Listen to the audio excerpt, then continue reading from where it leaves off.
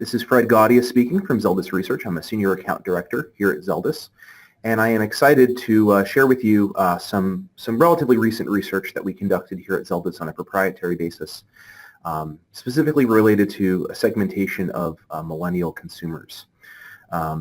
Quick housekeeping note, the presentation will only be about 30 to 35 minutes in length, so we'll have ample time for question and answer, and also hopefully give folks in attendance a few minutes back in their day as well. So let's get right to it.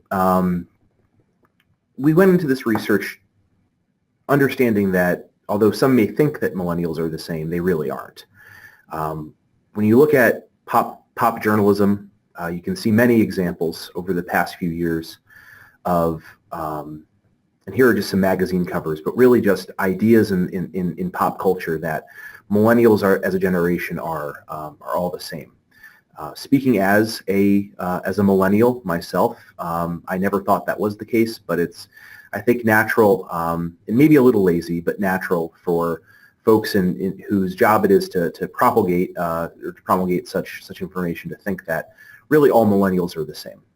But in reality, they're not. And I think we'll have a nice, helpful sort of description of sort of how millennials are different throughout this presentation. Additionally, there exist several negative stereotypes about millennials. You can type millennials are into your iPhone, and here are a few of the top searches or the top results that come out. Millennials are lazy, stupid, and the worst. So you can see here that, when people lump millennials into one category, often it's with a bit of prejudice and negative undertone. Another recent example came from the personal finance space last year when a prominent Australian millionaire suggested that millennials were not able to afford a house because they spent too much money on avocado toast. This being a bit of perhaps an exaggeration when you think about the numerous things that are standing in the way of the millennial generation, things like student loan debt, bad timing entering the workforce in terms of the Great Recession, et cetera, et cetera. It's really not avocado toast for the most part that's leading to these issues. So here are just a couple of examples of sort of what we were felt like we're up against in designing this research project that we'll be talking about this afternoon. We are not the first people to segment millennials. If you Google millennial segmentations, you'll find many fine examples of other organizations' attempts to segment the millennial population. But we wanted to do our segmentation a little differently. And here I think maybe it helps to go second because we were able to look at what other people had done and hopefully refine or tweak our methods quite a bit to avoid maybe some of the more obvious pitfalls or issues that exist in some of the other millennial research that's out in the open space. So this segmentation is different in the sense that our segments did not really naturally fall out by age. Leading versus trailing millennials really are not over or underrepresented in any of the 5 segments that we'll be discussing in our solution today. In other words, the median age is non-significantly different across all 5 of the segments that we'll be talking about today. Additionally, we found relatively few differences by marital or children status, marital status or the presence of children, I should say.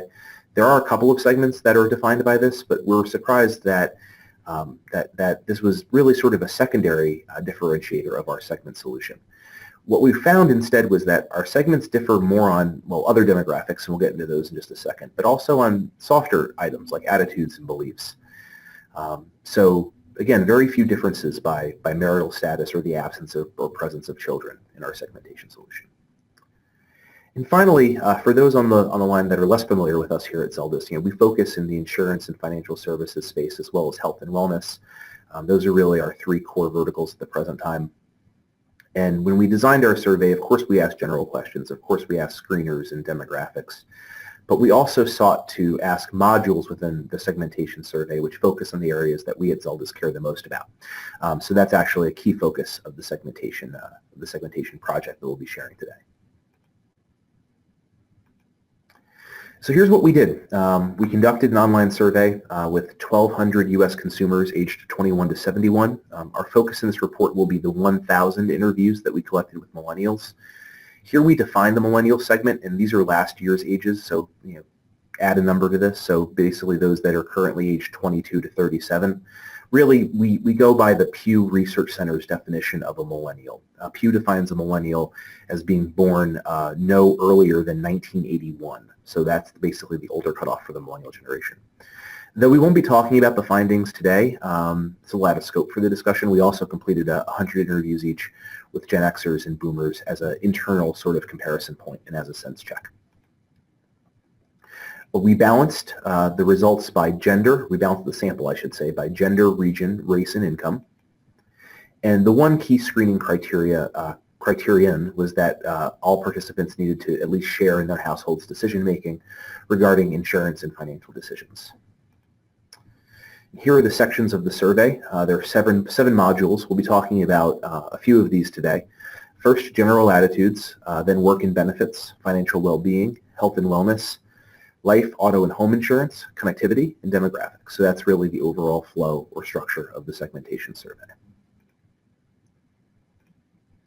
For those who are more statistically inclined, here's just a little bit about the methodology that we undertook to make this happen. Segmentation is sort of a soup of statistical method.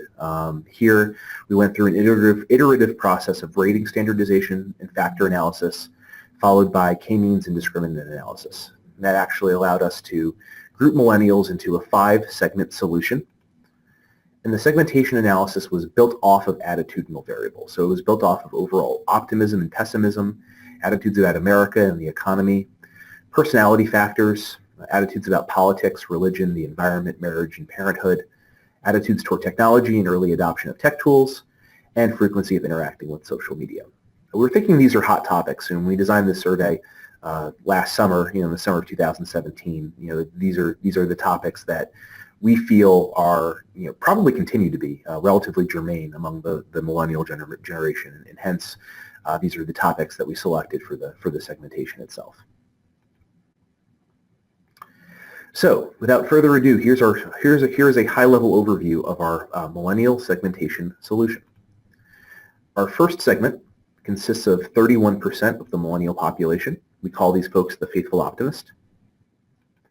Next, at 23% of the millennial population, we have the struggling parents.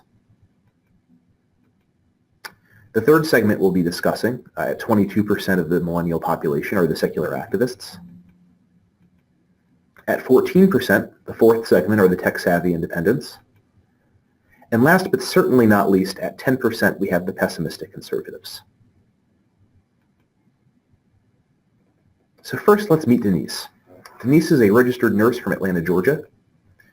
She's deeply religious. She attends church regularly, and she finds her faith very important. She's full of joy. She has a zest for life. Her friends think that she's outgoing and adventurous. Additionally, she's hardworking, dependable, and detail-oriented. She's optimistic about her personal future and believes the next generation will be better off than the last. She feels good about her finances and her future success. And she does not pay much attention to politics. Denise is what we call a faithful optimist. Faithful optimists are our largest segment. They make up 23.4 million Americans.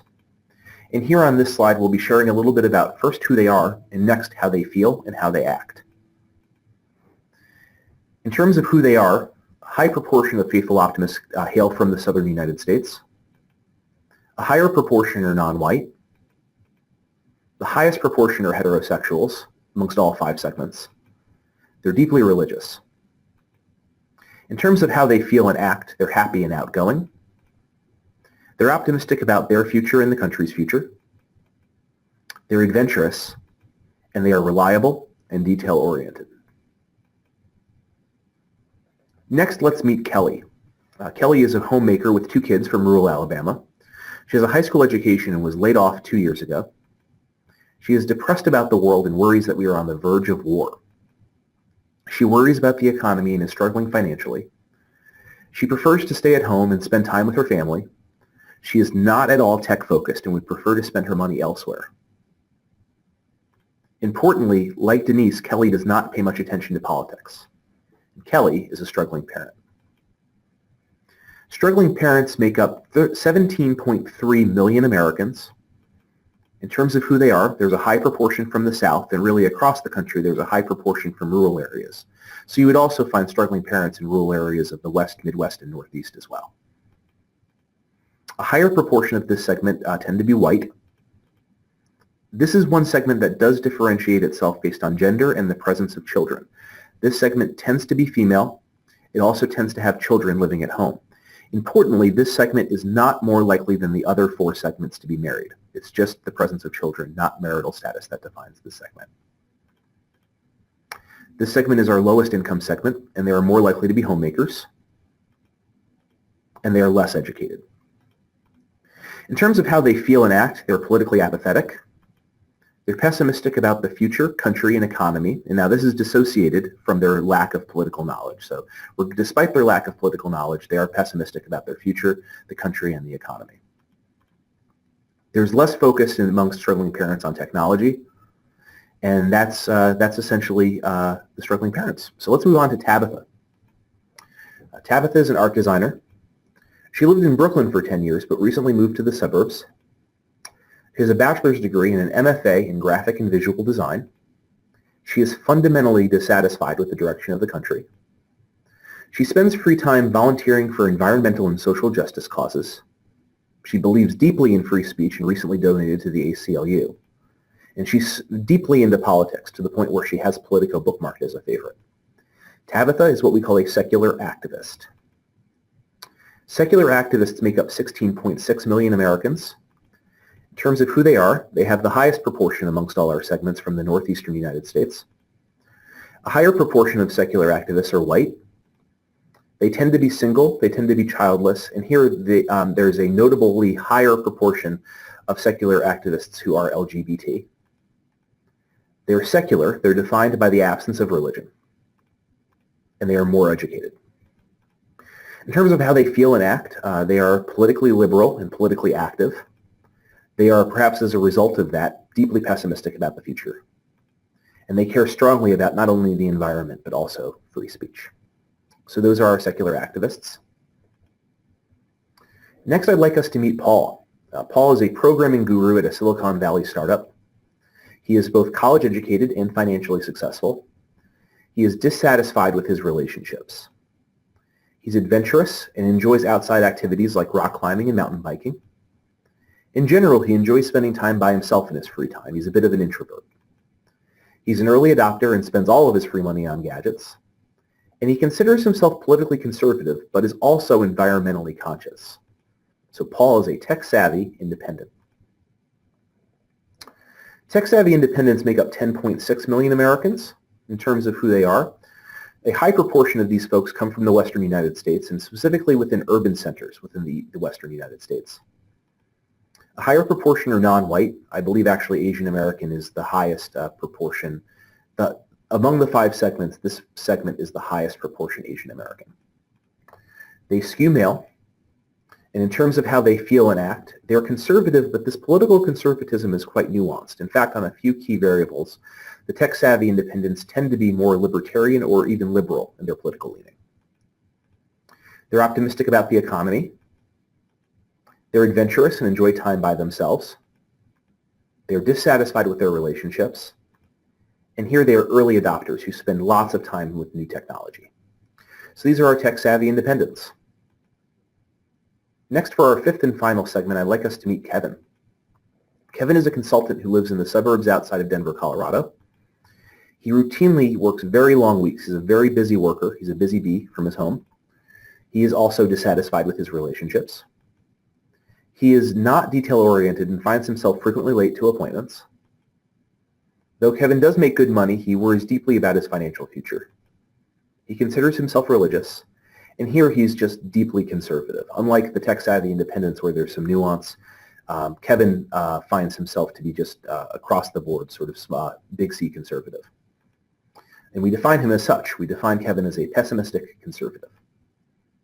So there are 7.5 million pessimistic conservatives in America. In terms of who they are, there is a high proportion from the West, but unlike the tech-savvy independents, these folks tend to live in suburban centers of the Western United States and also in suburban centers in other parts of the country. There's a higher proportion that are non-white. This segment tends to skew male as well, and this segment is indeed religious. In terms of how they feel and act, This is a politically conservative segment really across the board. However, they're pessimistic about their financial future. They are not detail-oriented, and like the tech-savvy independents, they are dissatisfied with their relationships. So over the last several slides, we've been introducing you to the different segments, and what we'll do for the rest of our time today is walk through a few key topics and show you how each of these segments differs or is the same in some instances on key measures of interest. So first, let's talk about their overall financial picture.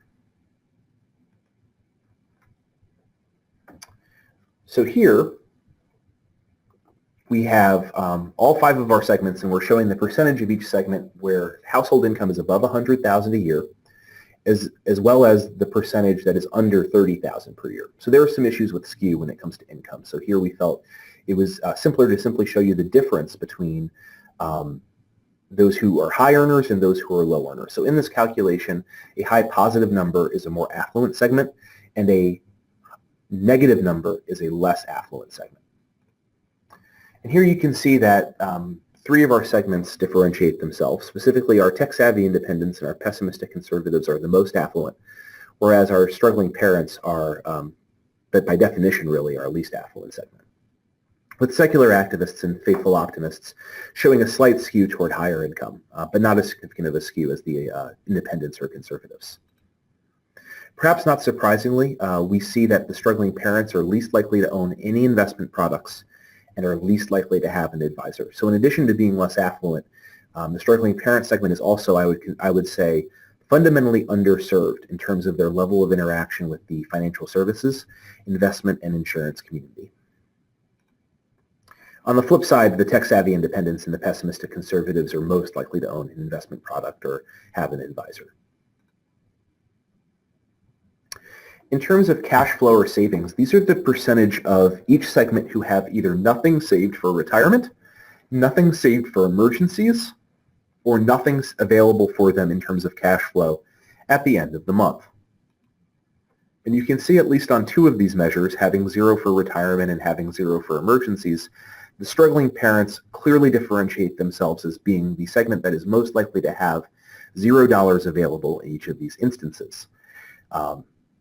I read the personal finance blogosphere quite a bit in my life, in my work, and one of the key themes that you see in this space is alarm bells being rung about baby boomers being months or years away from retirement and having $0 saved for retirement. What I think this finding implies is that the struggling parents are the segment that become these people as they get older, unless there's intervention, unless something happens either in their lives or in how they save money to help them be better equipped for what's about to come.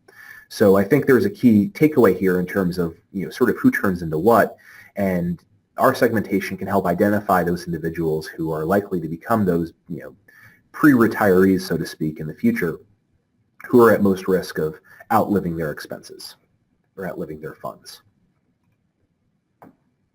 With regard to debt, this is median debt. We used median here, of course, because of skew.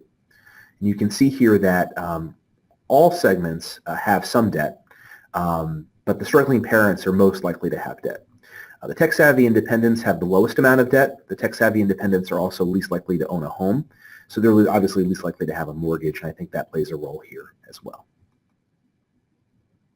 With regard to financial attitudes, these are the percentage of those who agree on a few key measures here. So on the left we have the percent of those millennials who agree they are financially comfortable. In reality, there is no segment of millennials where even a majority or close to a majority of millennials in that segment believes they're financially comfortable. Even amongst our most affluent segments, only 33% of tech-savvy independents and 30% of pessimistic conservatives agree that they're financially comfortable. Those numbers drop down considerably, though, when you look at our struggling parents and our secular activists, where under 15% of those in either segment consider themselves financially comfortable. Though only 33% of tech-savvy independents find themselves financially comfortable, moving to the right on this screen, tech-savvy independents are least likely to believe it's important to save early or often. Additionally, under half believe that saving is a struggle, But faithful optimists are most likely or at least likely to agree that saving is a struggle. So those are our very diligent savers, and that's actually a good thing. However, that's only one of our 5 segments. And finally, a topic of interest to many of our clients is the idea of cross-selling insurance products from a financial company or vice versa. And here you see that really it's our 2 smallest segments, tech-savvy independents and pessimistic conservatives, that are most likely to agree they would buy a financial product from an insurance company. So here, indeed, although those are smaller segments in terms of number of people, you can see 40% of independents and 32% of conservatives are likely to buy in that situation. Our next topic is health and wellness. With regard to quality of health, most millennials in most segments rate their health excellent or very good, but we do see that the struggling parents and secular activists are least likely to rate their personal overall health in a positive fashion. And perhaps unsurprisingly, these are also our least likely segments to exercise regularly. So here you see a nice pattern where those segments who rate themselves in excellent health also report a frequent quantity of exercise. When we say exercise regularly here, we define that as more than 3 times a week on a regular basis. With regard to health insurance purchasing behaviors, a large percentage or a significant majority, I should say, of each of our 5 segments have health insurance, report having health insurance. But with respect to how they purchase it, their purchasing behaviors vary a bit. For 4 of the 5 segments, our pattern is unsurprising. The group market does tend to beat the individual market, we know, overall, and that is the case for all segments except for the tech-savvy independents. These are folks who are more likely to work for startups and small companies. They're more likely to be entrepreneurs. And as such, we hypothesize that they're just as likely to purchase health insurance through the individual marketplace as they are through a group policy. And in terms of prioritization of health insurance features, all segments have a shared number 1 priority. And here it's unsurprising. It is the quality of the benefits that their health insurance provider offers them. But secondary providers do differ among segments. For the faithful optimists, it's customer service. For struggling parents and secular activists, it's cost, so that's shared among the struggling parents and secular activists. Here, I think that's very much in line with their overall financial picture. Tech-savvy independents care also about the reputation of the insurance company, and pessimistic conservatives care quite a bit about the size of the insurance provider's network. We'll move on to our penultimate topic, which is auto, home, and life insurance. And here we'll look at auto, home, and life product ownership. What we see here is that there are some differences by product, by channel, in terms of ownership of these products. For example, when you look at the auto column to the left, struggling parents are most likely to have auto insurance, and tech-savvy independents are least likely to have auto insurance. We hypothesize that's due to living patterns. So struggling parents are more likely to live in rural areas where driving is a necessity, whereas tech-savvy independents are most likely to live in urban areas where driving is more of a luxury or an option. With homeowners and renters insurance, faithful optimists are the most likely segment to have that product. And in terms of life insurance, we have faithful optimists and pessimistic conservatives who lead in terms of owning life insurance. We speculate that's for different reasons. Faithful optimists are more likely to own life insurance because they feel it's the right thing to do, whereas pessimistic conservatives are more likely to have life insurance simply because they're waiting for the other shoe to drop. They're very pessimistic people by nature. Here we're focusing on the life insurance channel, and these are the percentage of folks in each segment who've ever purchased life insurance through any of these channels. The pattern we see here is that with respect to the direct channel, it's our independents and conservatives who are more likely to purchase that way. They're also more likely to purchase via online quoting aggregators, although here, expectedly, the raw percentages are quite low really across the board. And it's our other 3 segments, the optimists, the struggling parents, and the secular activists, who are more likely to purchase life insurance through the employer channel. The 5 segments do not differ significantly in terms of incidence of purchasing life insurance through the agent channel. This is the same data, but here instead of life insurance, we are now focusing on auto insurance. There are no differences in terms of the direct channel. But with regard to online quoting in the employer channel, which are perhaps the more unique ways to purchase auto insurance, it is our tech-savvy independent segment and our pessimistic conservative segment which differentiate themselves. The tech-savvy independents also differentiate themselves by being least likely to purchase auto insurance through an agent. This is the beginning of a pattern we'll see throughout the remainder of the presentation, so keep that in mind. And this is the same data for the homeowner and renter insurance channel. Here we see tech-savvy independents are significantly more likely to purchase direct as well as through the employer. These pessimistic conservatives are more likely to purchase homeowners or renters insurance through the online quoting channel or through the employer as well. And again, our tech-savvy independents, joined by the pessimistic conservatives, differentiate themselves on the agent side, but in a negative way, where they're less likely to purchase homeowners or renters insurance through what's typically a fairly traditional method through the agent channel.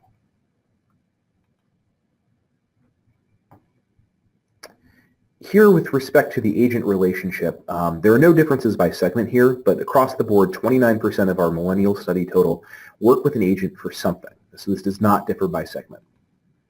Secular activists are most satisfied with their agents, and struggling parents are least satisfied with their agents. It's likely the case that they differ in terms of the amount of service that they demand or obtain from their agent.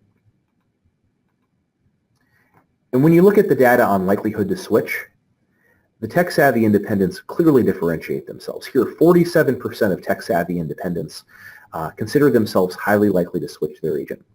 We think this is because tech-savvy independents care less about the relationship in general. They're more transactionally focused. They simply want the best deal possible for themselves.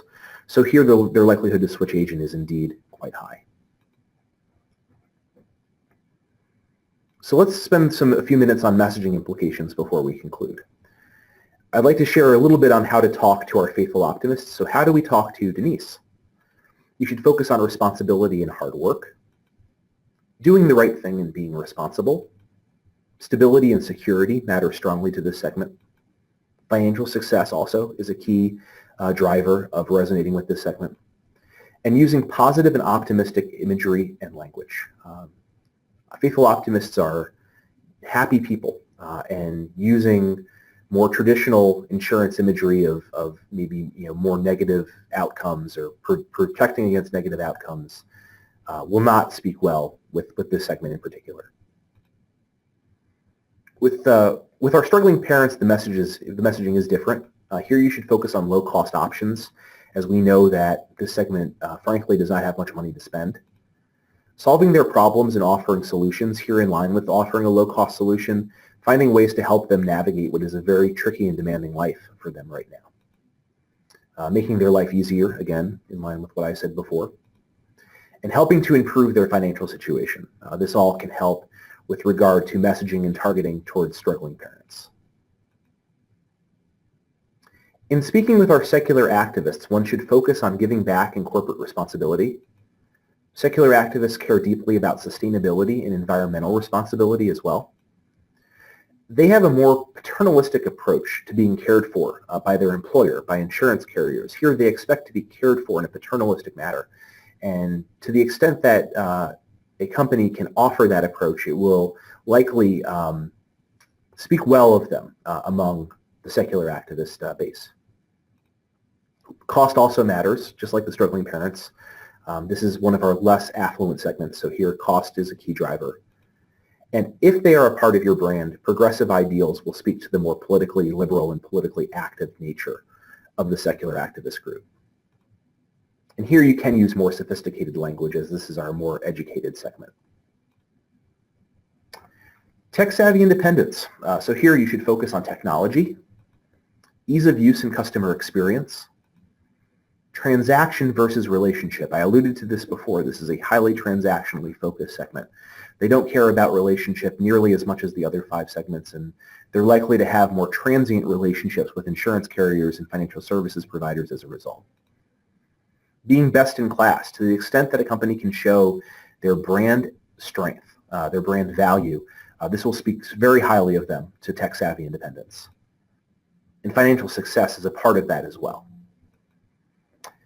Here, tech-driven channels are really cost of entry. I know many of our clients in the insurance and financial services space think of really all millennials from a tech perspective the way that really it's just the tech-savvy independents that prefer to deal more technologically focused. And in fact, there are segments within this segmentation that are more antagonistic to technology, perhaps unexpectedly or surprisingly. So I think a takeaway here is that having tech, having millennial-focused apps, it's great. It's a wonderful thing for an insurance company or a financial services company to have. But it is not as generally applicable to the millennial population as one might think at the outset. And finally, how to talk to Kevin, our pessimistic conservatives. Should focus on avoiding risk, safety, security, and protection. Traditional values and conservative ideals, if they are a part of your brand, will resonate quite well with this deeply conservative segment. And here, this is one segment, we typically don't recommend this, to be honest, but here this is one segment, and it is the smallest segment of millennials, but it's one segment where you might consider fear-based imagery or messaging. It would sort of speak to the more negative worldview held by this segment. So I'd like to thank everybody for their time. This concludes the formal presentation. I'm happy to stay on the line and answer any questions that exist, and also my contact information is here on the slide. So if anyone has any additional questions, feel free to reach out to me via email or phone, and I'm happy to answer. So thanks so much for your time, everyone.